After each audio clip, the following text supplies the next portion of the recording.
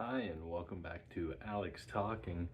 Today I am doing a on location from midnight 50 on the 4th of July, Edisto Beach in South Carolina.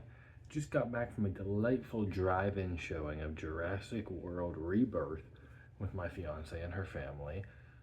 And I thought I would do a review because I love talking about going to the movies, and this was a great night at the movies. The drive-in is one of three in the state of South Carolina. It was in Beaufort. It was the Highway 21 drive-in, and I had a great time. I thought it was a delightful little locale to watch. What ended up being a pretty disappointing movie. So there were six of us in total: her mom, her dad, her sister's boyfriend, me, and her. And, you know, it was a great time with people I really like. But this is a movie that, you go into it. I don't know about you, but my expectation is, well, it'll be better than Jurassic World Dominion. I actually really don't mind Jurassic World Fallen Kingdom, but Jurassic World Dominion was very bad. And I was like, well, it'll be better than that. And in a lot of ways, it is. The dinosaur sequences are very well done, to an extent. It's still, as Jason, my brother-in-law, pointed out, it it loses a little bit of its luster whenever it's just some really weird mutant dinosaur CGI, but they're playing the Jurassic World theme over it like it's majestic, and they do that a lot. The score is not used effectively in this movie at all. It's an attempt to go back to bare bones basics and, do solid suspense thriller sequences with the dinosaurs. But it also is just a arcade shooter of a movie that uses every plot convenience and contrivance they can find in the book to just, we're doing this action sequence. We got what we needed from the thing. Pull back. Okay, the dinosaur moved on. It's really, really lazy in its writing. Obviously, those dinosaurs come back, but it at every turn, like Jonathan Bailey falls, and it's like one of the most unrealistic things you'll see a character survive in this franchise, that he survives, and then the MacGuffin item lands right next to him. It's like no sense of stakes or scale were ever set with this movie. Every character, every even character who you think maybe they could die, doesn't die. Only the ones you know for sure are going to die. The evil businessmen and all the cannon fodder characters that are just there to get killed, so you don't know who the actor is, so you know they're gonna die. But otherwise, not a single other character dies. But they love having fake out deaths, and as I've talked about in my previous reviews with stuff like Megan 2 and the Lilo and Stitch and Elio, I can't stand fake out deaths, especially in very bland mainstream movies where they don't have the stones to kill someone. And this one has some of the worst I've ever seen. These are some of the lamest dinosaurs because they can't kill anybody. And there were some characters in this movie that are such abhorrent, reprehensible, annoying characters that you would just assume are put in a movie like this to die and somehow don't. If this was made in the 90s, Jonathan Bailey's character wouldn't have been making it out of this movie. I don't know what world in which they felt the need to write the family to be as unlikable as they were, but not kill any of them.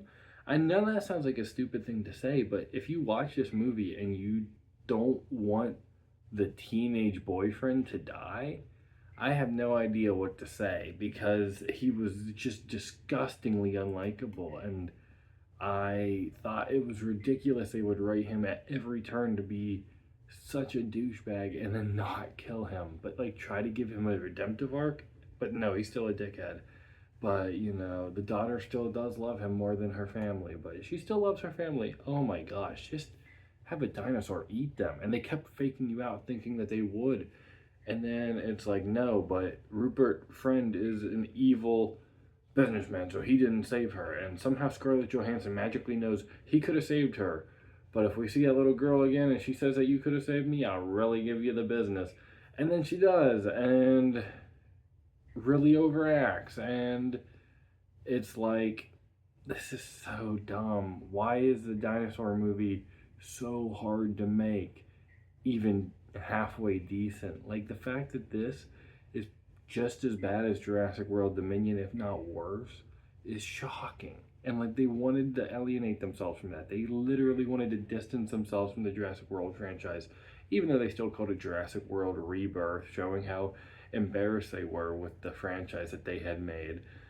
It is just as bad and in the exact same way that those ones are. It shocks me that they have felt the need to say it's such a hard reboot when in most ways it feels exactly the same in terms of quality and stupidity and lack of any sense.